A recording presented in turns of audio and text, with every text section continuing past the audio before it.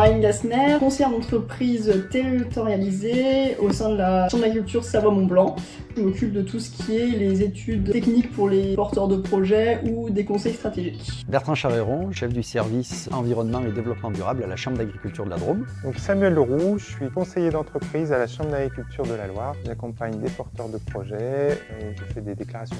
Émilie Barbier, je suis responsable du pôle entreprise et territoire à la Chambre d'agriculture du Rhône, mais je suis aussi co-animatrice du groupe foncier régional, composé d'élus et de conseillers.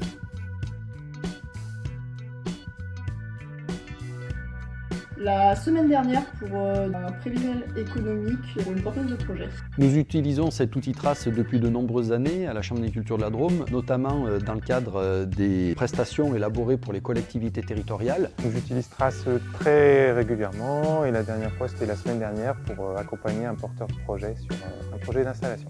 La semaine dernière, pour remettre à jour les protocoles d'indemnisation des exploitants agricoles.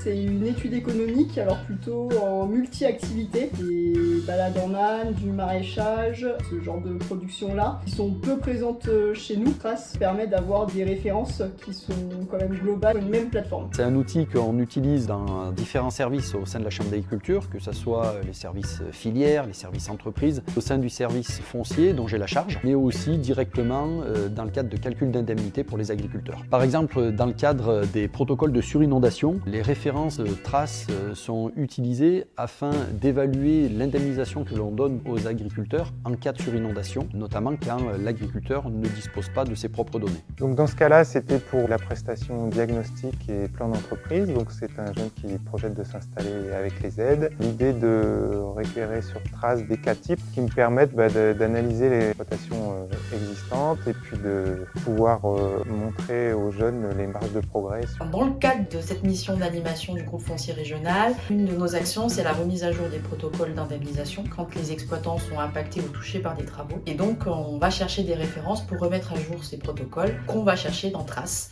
Des exemples très précis comme des rendements sur des cultures, des prix d'intrants ou des prix de céréales. La semaine dernière, on cherchait des références sur le coût d'une clôture, barbelé ou mouton, pour savoir combien l'exploitant va toucher lorsqu'il est impacté par exemple, une route et où ses clôtures sont détruites par un maître d'ouvrage. Donc on réalise des prestations avec ces indemnités et donc on a besoin de références.